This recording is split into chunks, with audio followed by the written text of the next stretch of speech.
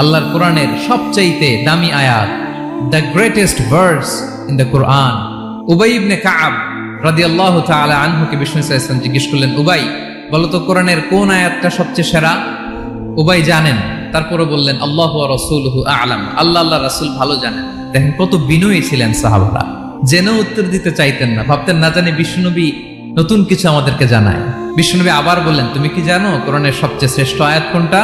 এবার উবাই ভাবলেন এবার আমি উত্তরটা দিয়েই দেই। তিনি বললেন আয়াতুল কুরসি, আল্লাহু লা ইলাহা ইল্লা হুয়াল হাইয়ুল কাইয়ুম, এটা শ্রেষ্ঠ আয়াত। বিষ্ণুনবী খুশি হয়ে উবাই ইবনে কাবের বুকে একটা চাপড় মারলেন, এরকম আদরের চাপড় দিয়ে বললেন, লিয়াহনিকাল ইলমু ইয়া আবুল মুনজির, হে আবুল মুনজির, জ্ঞান এবং প্রজ্ঞা তোমার জন্য মোবারক হোক, তুমি ঠিক বলেছো। সুবহানাল্লাহ পড়ে।